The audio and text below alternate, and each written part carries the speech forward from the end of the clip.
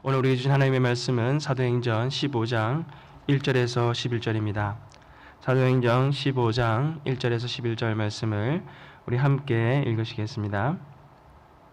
어떤 사람들이 유대로부터 내려와서 형제들을 가르치되 너희가 모세의 법대로 할례를 받지 아니하면 능히 구원을 받지 못하리라 하니 바울 및 바나바와 그들 사이에 적지 아니한 다툼과 변론이 일어난지라 형제들이 이 문제에 대하여 바울과 바나바와 및 그 중에 몇 사람을 예루살렘에 있는 사도와 장로들에게 보내기로 작정하니라. 그들이 교회의 전송을 받고 베니게와 사마리아로 다니며 이방인들이 죽게 돌아온 일을 말하여 형제들을 다 크게 기쁘게 하더라.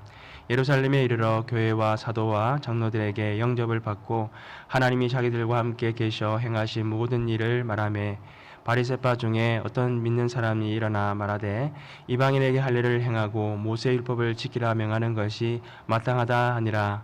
사도와 장로들이 이 일을 의논하러 모여 많은 변론이 있은 후에 베드로가 일어나 말하되 형제들아 너희도 알거니와 하나님 이방인들로 내 입에서 복음의 말씀을 들어 믿게 하시려고 오래전부터 너희 가운데서 나를 택하시고 마음을 아시는 하나님이 우리에게와 같이 그들에게도 성령을 주어 정언하시고 믿음으로 그들의 마음을 깨끗이 하사 그들이나 우리나 차별하지 아니하셨느니라.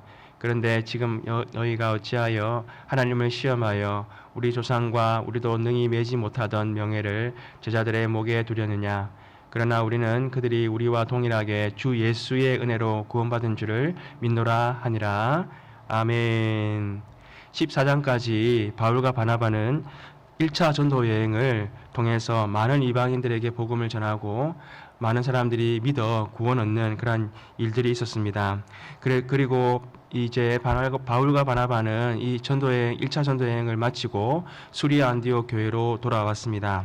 그런데 오늘 본문 1절 말씀에서 우리가 보았던 것처럼 유대교 그리스도인들이 중심이 되었던 예루살렘 교회는 여전히 할례를 받아야 구원을 받을 수 있다라고 외치는 할례파 무리들이 있었습니다. 또 그들은 그들의 주장을 다른 교회에 가서도 이렇게 알리려고 그렇게 하고 있었습니다. 우리가 앞에서 보았듯이 예루살렘 교회의 할례파 그리스도인들은 유대인들과 이방인들이 함께 교제하는 것에 대해서 그것을 위법이라고 그렇게 얘기하였습니다. 또한 복음이 무할례자들에게 전파되는 것을 의아하게 그렇게 생각을 하였습니다. 그들은 베드로가 무할례자의 집에서 함께 먹고 복음을 전한 것에 대해서 비난까지 하였습니다. 이러한 할례파의 주장은 바울이 갈라디아 교회와 고린도 교회에 보낸 그런 서신에서 계속해서 언급되고 있다는 것을 우리가 볼 수가 있습니다. 또한 베드로가 로마의 백부장 고넬료의 집에 초대받아 그들에게 복음을 전할 때에 성령이 고넬료와 온 집안에 임하는 것을 경험하였던 이 베드로도 여전히 할례파의 주장에 대해서만큼은 자유하지 못하였습니다. 갈라디아서 2장에 보게 되면 베드로가 안디옥에서 머물고 있을 때에 이방인들이 왔습니다. 안디옥에 있을 때에 이방인들과 함께 식사 자리에 식사를 하고 있었습니다. 그때 예루살렘 교회에서 온 사람들이 오자 베드로가 어떻게 하였습니까? 식사를 안 하고 있던 것처럼 자리에서 일어나서 나가버렸습니다. 이 일로 인하여서 바울은 베드로를 책망하였는데 왜 이방인을 유대인답게 살게 하려느냐라고 이렇게 얘기하면서 우리가 율법의 행위로서가 아니라 그리스도를 믿음으로써 의롭다함을 얻으려 함이라. 율법의 행위로서는 의롭다 하심을 얻을 육체가 없느니라 라고 그렇게 얘기를 하였습니다. 오늘 이 할례파의 주장에 대해서 안디옥 교회는 모 교회인 예루살렘 교회에 사람들을 보내었습니다. 바울과 바나바 및 몇 사람을 보내어서 모 교회인 예루살렘에 가서 그 사도들과 장로들의 의견을 들어보기를 원하였던 것입니다. 이후에 예루살렘 교회에 이렇게 이 모임이 소집되어져서 회의가 진행되어졌는데 그때 많은 갑론을박의 그러한 논쟁이 있었습니다. 그리고 베드로가 이제 일어나서 무할례자에게 성령이 임한 경험을 대해서 그가 증언하였고 이어서 예루살렘 교회의 지도자였던 야고보가 일어나서 이방인 그리스도인들에게 할례와 율법의 무거운 짐을 지게 하지 말자라고 그렇게 결론을 내리게 되는 것들을 우리가 보게 됩니다. 왜 이렇게 할례의 문제가 중요한 이슈였습니까? 그것은 우리가 할례의 기원을 보면 유대인들이 왜 이렇게 할례를 중요하게 생각하는 것을 우리가 알 수가 있습니다. 할례의 기원은 창세기 17장에서 우리가 찾아볼 수가 있습니다. 하나님이 99세가 된 아브라함에게 찾아오셔서 아브라함과 그의 후손에게 주실 언약에 대해서 다시 한번 상기시켜 주셨습니다. 그때 하나님께서 아브라함에게 언약의 증표로서 할례를 행하라고 그렇게 말씀하셨습니다. 아브라함의 집안에 거하는 모든 남자에게 이 할례를 행하라는 것입니다. 즉 아이가 태어나면 8일째 되는 날에 생식기 표피를 베어서 언약이 몸의 상징으로 남을 수 있도록 하라는 것입니다. 그리고 할례를 받지 않는 자는 백성 중에서 끊어지리라라고 그렇게 말씀을 하셨습니다. 첫째, 할례는 유대인들에게 언약의 백성으로 들어가는 입교 역할을 하는 것이었습니다. 하나님께서 아브라함에게 할례를 명하실 때에 아브라함의 자손에게만 명하신 것이 아니라 아브라함 집안에 거하는 모든 사람들에게, 남자들에게 행하라고 그렇게 말씀하셨습니다. 또한 모세는 출애굽 후에 이스라엘 가운데 거하는 이방인이 유월절 의식에 참여하려면 모두 할례를 받은 자야만 그 무교절 의식에 참여할 수 있다라고 말하였습니다. 즉 유대인들에게 있어서 이 할례는 이스라엘 공동체, 그 공동체에 들어가기 위한 관문이요 하나님의 그 축복의 언약에 참여하는 것으로 이해되었던 것입니다. 지금도 유대인들에게 이 할례식은 아주 거대한 행사입니다. 이 할례식이 행해지는 날에는 온 집안 식구들뿐만이 아니라 이 주변에 있는 손님들을 다 초대합니다. 그리고 아이에게 이 재래식 방법으로 할례를 행하고요. 그리고 할례를 행하였던 그 집안 어른이 한 사람 한 사람들에게 축복 기도를 하는 그러한 의식을 가집니다. 즉 하나님의 축복이 그들 모두에게 임하기를 그렇게 간절히 바라는 그러한 의식을 행하는 것입니다. 둘째, 이스라엘 백성들은 할례를 언약이 반드시 성취되는 그런 확증의 의미로 생각하였습니다. 하나님이 노아의 홍수 사건을 통해서 물로 세상을 심판하셨습니다. 그리고 하나님께서 다시는 물로 세상을 심판하지 않겠다 하시면서 노아에게 무지개를 보여주셨습니다. 이와 같이 이스라엘 백성들에게 이 할례는 바로 언약이 반드시 성취될 것이라고 하는 그러한 표징으로서 생각하였던 것입니다. 즉 할례를 언약에 대한 인침으로 그들은 간주하였던 것입니다. 이처럼 할례는 이스라엘 백성들에게는요 하나님의 언약의 백성임과 또 언약에 대한 성취에 대한 확증으로서 주신 증표로 그들은 생각하고 있는 것입니다. 그러므로 이스라엘 백성들은 이 할례를 통해서 그들이 언약 위에 굳건히 설 수 있구나라고 하는 그러한 믿음의 확신 또한 가지게 되는 것입니다. 그런데 이 구약에 하나님께서 주신 이 할례의 중요한 의미, 그것이 왜 신약의 교회 공동체에게 있어서는 큰 문제가 되었던 것입니까? 그것은 첫째, 유대인들이 이방인 그리스도인들에게 할례를 강조하는 것, 그것은 바로 이방인을 유대인답게 만들려는 것이었기 때문인 것입니다. 우리가 7절과 9절 말씀, 7절에서 9절 말씀을 한 번 더 보겠습니다. 많은 변론이 있은 후에 베드로가 일어나 말하되 형제들아 너희도 알거니와 하나님이 이방인들로 내 입에서 복음의 말씀을 들어 믿게 하시려고 오래전부터 너희 가운데서 나를 택하시고 또 마음을 아시는 하나님이 우리에게와 같이 그들에게도 성령을 주어 증언하시고 믿음으로 그들의 마음을 깨끗게 하사 그들이나 우리나 차별을 하지 아니하셨느니라. 할렐루야. 베드로는 이 가이사라 고넬료 집에서 성령이 임하였던 그 경험을 통해서요, 구원은 유대인이나 이방인이든지 차별 없이 하나님께서 허락하신 것임을 그는 증언하였던 것입니다. 할례를 받지도 않고 율법을 지키며 살지도 않았던 이방인들인데 베드로가 복음을 전할 때 어떤 일이 일어났습니까? 성령이 그들에게 모두 임하는 것을 그는 보았던 것입니다. 그러므로 이 구원이라고 하는 것은 유대인들, 즉 할례를 행하고 또 율법을 지켰던 자들뿐만이 아니라 율법을 지키지 않고 할례를 행하지 않는 자들에게도 동일하게 임한다는 것을 지금 그렇게 말하고 있는 것입니다. 그런데 유대인들은 어떻게 생각하고 있습니까? 여전히 구원은 할례를 받은 자에게만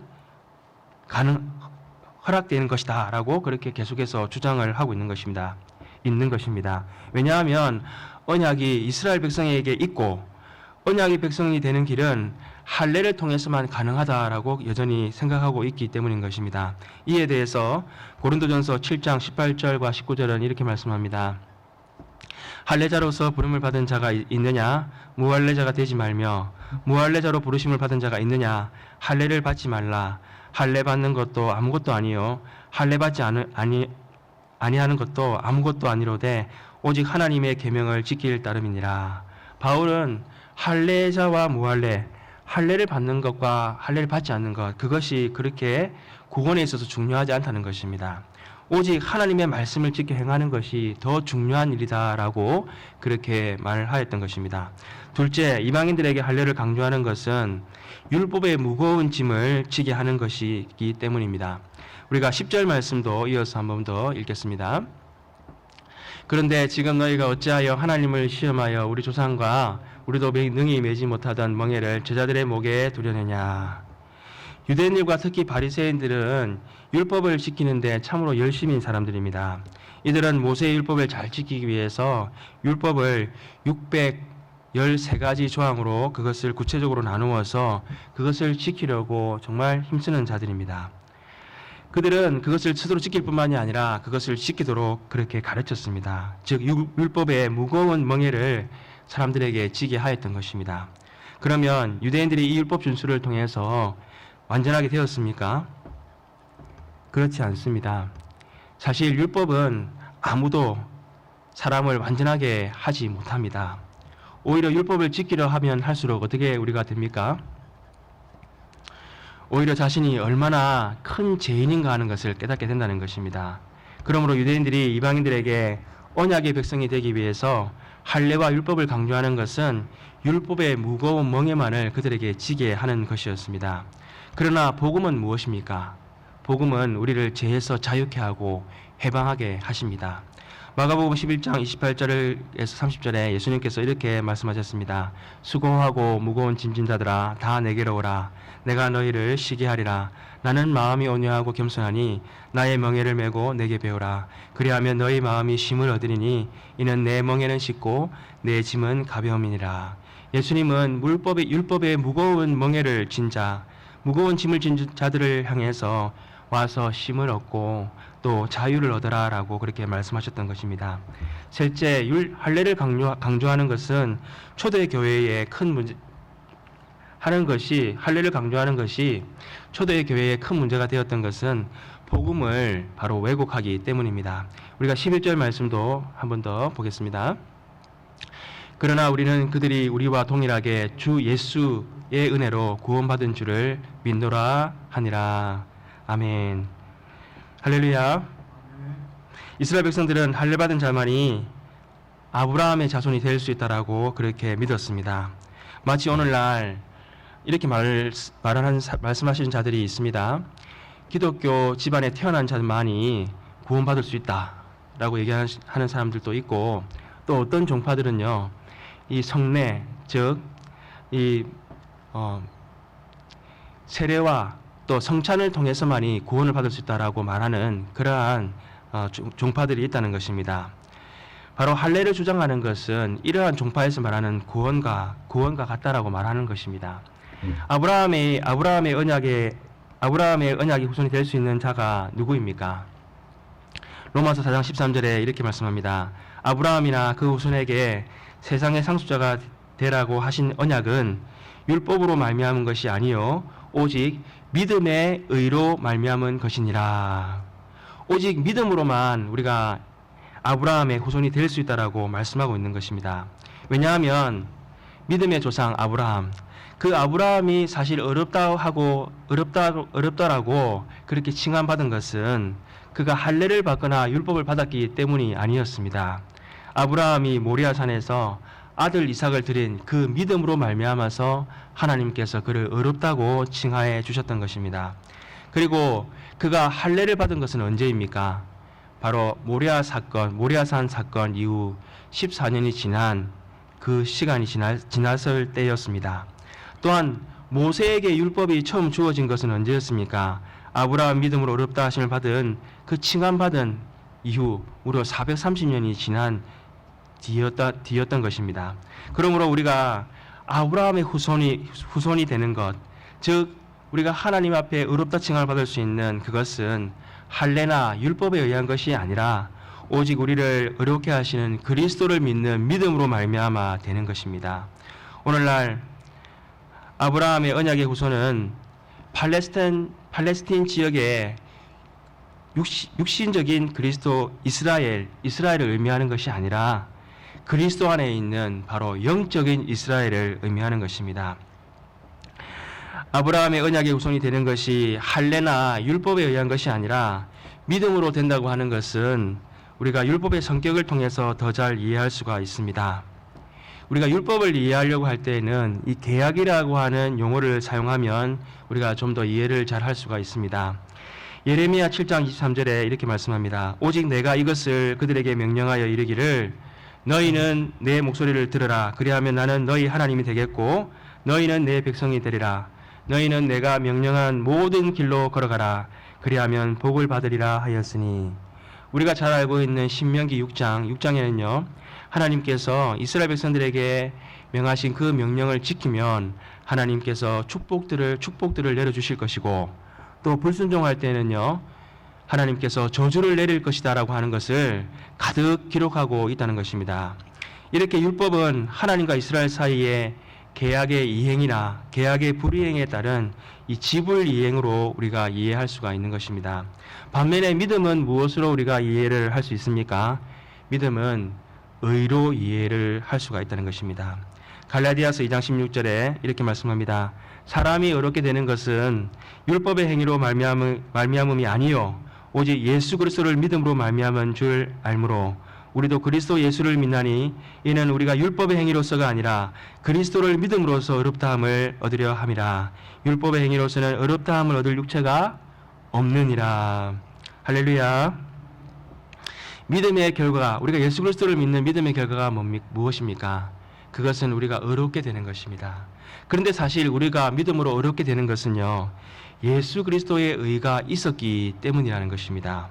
즉 죄인을 위해서 십자가에서 죽으시고 다시 사신 그 예수 그리스도의 의로움, 그 의로움으로 말미암아서 우리가 구원받을 수 있게 되었던 것입니다. 만약 할례파 유대인들이 주장하는 것처럼 우리가 율법의 행위로 구원을 받을 수 있다라고 생각한다면 우리 중에 과연 몇 사람이나 구원을 받을 수 있겠습니까? 제가 잠잠컨대 우리 중에 아무도 구원받을 자가 없는 것입니다. 우리는 오직 우리를 의롭게 하신 예수 그리스도를 믿는 믿음으로만 구원받을 수 있다는 것을 우리는 늘 기억해야 하는 것입니다. 이것이 얼마나 놀라운 하나님의 은혜인 것입니까?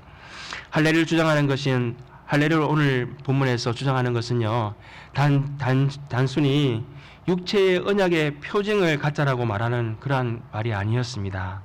할례를 주장하는 것, 그것은 전적인 하나님의 은혜로 주어지는 구원을 부인하는 것이고 또 하나님께 드려야 할 영광을 가리는 문제였던 것입니다. 그리스도인 된 우리는 육체가 아닌 마음의 할례를 받은 자들입니다. 성령의 인치심을 통해서 우리에게 영원한 언약을 허락해 주시고 하나님의 영원한 자녀가 되게 하셨습니다. 육체의 할례보다 더 분명한 예수 그리스도, 그 예수 그리스도의 복음을 통해서 하나님은 우리를 하나님의 자녀로 불러주셨던 것입니다. 유대인이나 이방인이나 또 할례자나 무할례자에게 구별 없이 주시는 이 놀라운 구원, 그 구원의 언약을 우리가 오늘도 그것을 우리 마음속에 깊이 기억하고 또 하나님 앞에 감사하며 영광을 돌리며 이 복음을 많은 사람들에게 나누고 증거하는 저와 여러분 되시기를 소망합니다. 기도하시겠습니다. 하나님 아버지 감사합니다. 몸의 할례보다 더 분명한 언약의 증표를 하나님의 자녀된 우리들에게 주셨습니다. 우리에게 허락하신 약속의 말씀, 또 성령의 내주하심과 그리스도 안에 거하게 하시는 이 놀라운 은혜를 날마다 하나님 앞에 찬송하며 영광 돌리게 하여 주시옵소서. 하나님 앞에서 그저 하나님 우리들은 죄인일 뿐입니다. 눈에 보이는 큰 죄인, 가려진 작은 죄인에 불과한 우리들입니다. 그런데 하나님께서 우리를 영원한 언약의 자녀가 되게 하셨던 이 놀라운 은혜를 우리가 하나님 어찌 감당할 수가 있겠습니까? 하나님 오늘 할레파 유대인들처럼 복음이 아닌 다른 것을 주장하는 그러한 헛된 진리로 말미암아서 우리의 마음이 현혹되고 있지는 않습니까? 하나님, 우리가 다른 간섭에 매여 있지는 않습니까? 오직 복음의 능력으로 살게 하시고 이 복음의 능력만이 우리를 구원하신다는 것을 알게 하여 주셔서 오늘도 이 복음을 많은 사람들과 나누고 증거하는 우리들의 삶이 될 수 있도록 우리 하나님 역사하여 주시옵소서. 모든 것을 감사하고 우리 주 예수님 이름으로 기도드립니다. 아멘.